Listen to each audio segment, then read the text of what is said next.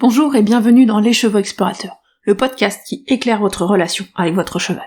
Ensemble, nous allons explorer les notions d'autonomie, de lien, de mouvement et bien d'autres encore. Moi, c'est Émilie, et je vous accompagne dans vos interrogations, dans la découverte de nouveaux chemins, et surtout dans la construction de la relation dont vous rêvez avec votre cheval. C'est parti! Bonjour à toutes et à tous, bienvenue dans ce nouvel épisode des Chevaux Explorateurs. Aujourd'hui, on va parler d'un truc complètement dingue. Je suis sûre que vous n'auriez pas deviné, mais ce truc super dingue, c'est que le cheval a une volonté propre. Le cheval, il peut avoir envie de faire des choses, et il est capable de décider quoi faire de son corps. Là, je sens que vous vous marrez un peu quand je dis ça, parce que ça peut paraître un petit peu évident, finalement, c'est peut-être pas si dingue que ça. Mais si on y réfléchit bien, quand est-ce qu'on vous l'a dit ça dans votre apprentissage équestre ? Quand est-ce qu'on vous a dit que votre cheval, il pouvait avoir envie de faire des choses ? Et que peut-être, on pouvait prendre en compte ces choses qu'il a envie de faire ? Quand est-ce qu'on vous a dit autre chose que tu dois apprendre à faire des choses au cheval, tu dois apprendre au cheval quoi faire, quand le faire, comment le faire, et faire tous les petits détails pas à pas pour lui expliquer comment faire les choses. Quand est-ce qu'on vous a appris autre chose que de contrôler ses pieds, ses mouvements, de lui dire vraiment comment se comporter avec l'humain ? Du coup, quand est-ce que on vous a dit, mais tu peux prendre en compte la volonté de ton cheval, ses envies, et impliquer ça dans votre travail ? Ben moi, je crois qu'on me l'a jamais dit, en fait. Donc ouais, ça paraît évident quand on le dit, mais au final, eh bien c'est pas tellement pris en compte et mis en valeur, je trouve. Ou alors, quand on vous dit, bah oui, le cheval, il peut avoir envie de faire des choses, en général, c'est vu quelque chose de plutôt très négatif. J'ai un souvenir du premier concours avec un poney que j'adorais quand j'étais ado, un certain Kiss Cool, où j'ai sauté la barre numéro 1, et j'ai jamais sauté le 2. Parce qu'on est rentré directement au paddock. Parce que Kiss Cool, il aimait pas l'obstacle et il nous l'a très bien fait comprendre. Et du coup, ça c'est vraiment typiquement l'exemple que on peut voir la volonté du cheval comme quelque chose de négatif et qui fait que le cheval n'a pas envie d'être dans le travail. Bon, après, ça fait une magnifique vidéo qu'on aurait pu envoyer à la vidéo gag, mais c'était pas forcément un cheval qui était très très motivé dans le travail sur ce coup-là. Et du coup, bah voilà, la volonté du cheval dans le travail, elle peut être plus souvent vue comme quelque chose de négatif. Et on a du mal à se dire que le cheval peut justement s'investir dans son travail de manière positive. On va peut-être plutôt dire, bah il faut que je le motive parce qu'il est pas motivé. Donc du coup, aujourd'hui, c'est vraiment ça que j'ai envie de dire. Bah, votre cheval, il a une volonté propre, mais en plus, cette volonté-là, il va pouvoir l'appliquer au travail. C'est-à-dire que vous pouvez aller ensemble dans la même direction dans le travail que vous faites ensemble. C'est-à-dire que ton cheval, votre cheval, il peut être maître de son corps, et il peut investir tout ça dans ses interactions avec vous, dans son travail. Et que justement, quand il est investi, et quand il investit sa volonté dans les choses que vous faites ensemble, ben ça va être encore plus positif pour vous deux. Et donc cette notion dont je vous parle ici, c'est ce qu'on appelle la motivation intrinsèque. Alors intrinsèque, ça veut dire simplement qu'il vient de l'intérieur de soi. Et donc, elle a pour opposition ce qu'on appelle la motivation extrinsèque, quand il y a des sources externes à la motivation. Et les motivations extrinsèques que vous connaissez bien et dont on a déjà parlé dans les précédents épisodes, ce sont notamment les renforcements et les punitions. Et donc, qu'est-ce qui peut exister comme source interne de motivation chez votre cheval ? Si je vous dis, qu'est-ce que votre cheval aime ? Alors, 99% d'entre vous ont dû me répondre « manger ». Je pense, c'est quand même un des trucs les plus courants. Et en effet, les sources internes de motivation de votre cheval, les premières sont la satisfaction de ses besoins fondamentaux, comme manger, mais aussi boire, interagir avec d'autres, être en sécurité. Mais il y a aussi d'autres sources de motivation interne qui peuvent être plus intéressantes, c'est un peu plus complexe, mais il y a notamment le fait d'avoir le contrôle sur sa vie. Ça, c'est vraiment une source de motivation qui est identifiée, considérée comme un renforcement primaire. Et on va vraiment retrouver aussi des choses comme le mouvement, la curiosité ou l'exploration.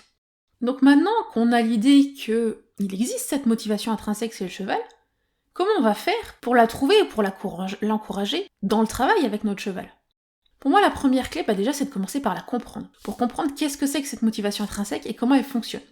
Et pour ça, aujourd'hui, je voudrais vous présenter une autre théorie de l'apprentissage. Je vous avais parlé au début qu'on parlerait de différentes théories de l'apprentissage dans cette saison. Et aujourd'hui, on va parler de ce qu'on appelle la théorie de On va parler de la théorie de l'autodétermination aujourd'hui. Cette théorie, elle a été développée chez l'humain. Donc je vais vous l'expliquer d'abord chez l'humain et on parlera ensuite de comment on peut réfléchir un petit peu à l'appliquer chez le cheval. Mais c'est vraiment très intéressant pour expliquer et comprendre les différentes formes de motivation. L'idée de base de la théorie de l'autodétermination, c'est que la motivation elle repose sur 3 besoins physiologiques fondamentaux. Ces 3 besoins vont être la compétence, c'est-à-dire la capacité à faire les choses, l'autonomie, c'est-à-dire d'être à l'origine de ses propres actions, et l'appartenance sociale, donc le lien à l'autre et la reconnaissance par l'autre. Ça, ce sont vraiment 3 besoins qui sont identifiés dans la théorie de l'autodétermination. C'est un peu compliqué à dire, mais on va y arriver.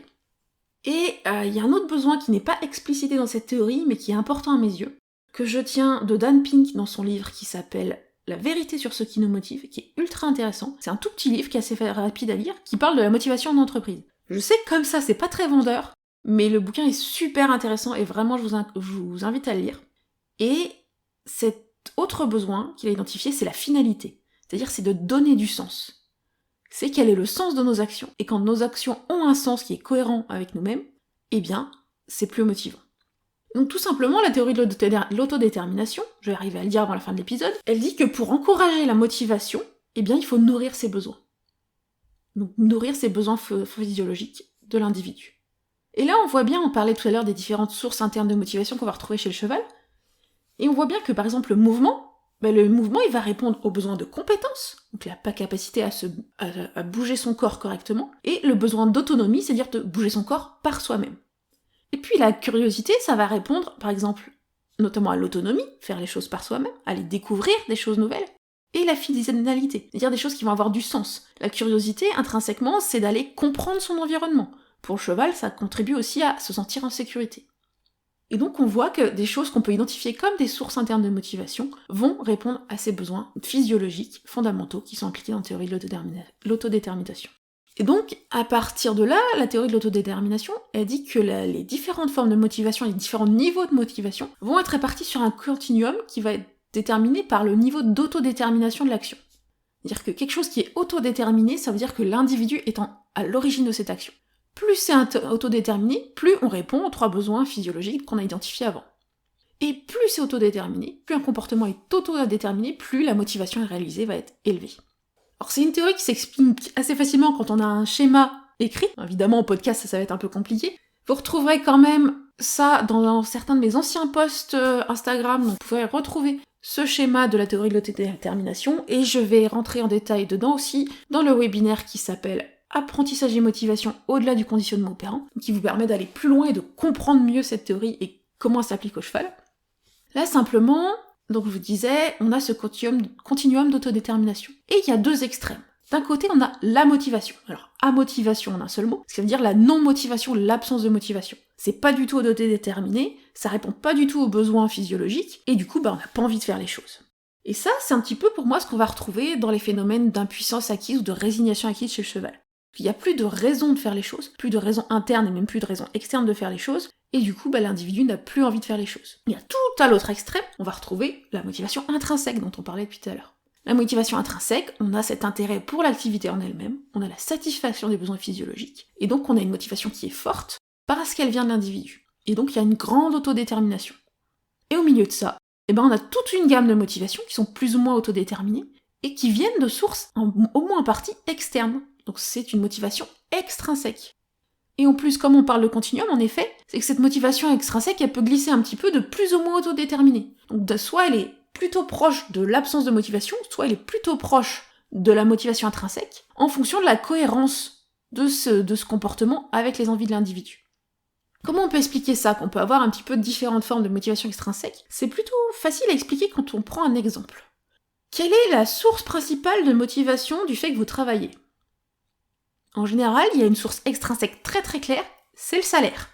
Donc le travail a une composante extrinsèque forte.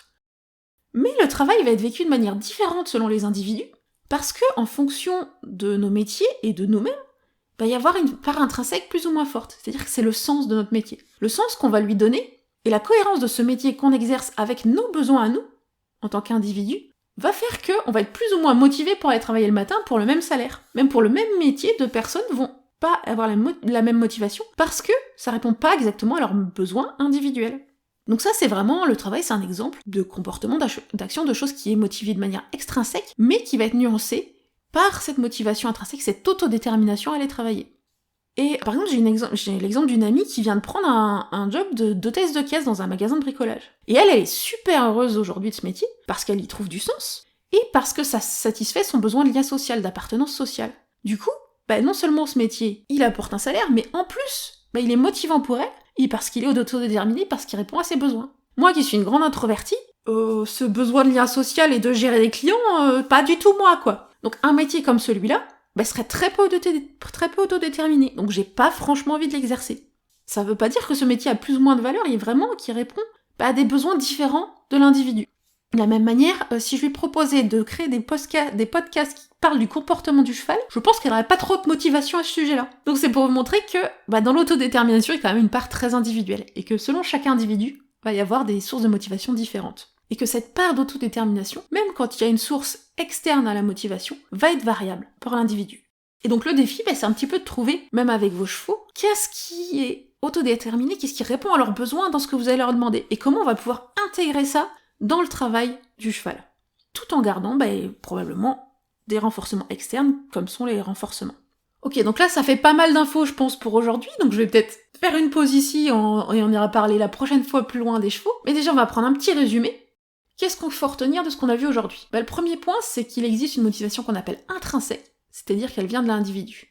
Cette motivation intrinsèque, on va pouvoir la trouver en répondant aux 4 grands besoins clés qui sont l'autonomie, la compétence, l'appartenance sociale et la finalité. Ces besoins peuvent être variables d'un individu à un autre. Et les variations de motivation peuvent être expliquées par la théorie de l'autodétermination, qui place les différents types de motivation sur un continuum, qui va de la motivation à la motivation intrinsèque, avec tout un continuum de motivation extrinsèque au milieu. Et ce sont la part autodéterminée des comportements qui va amener qu'il y a plus ou moins de motivation.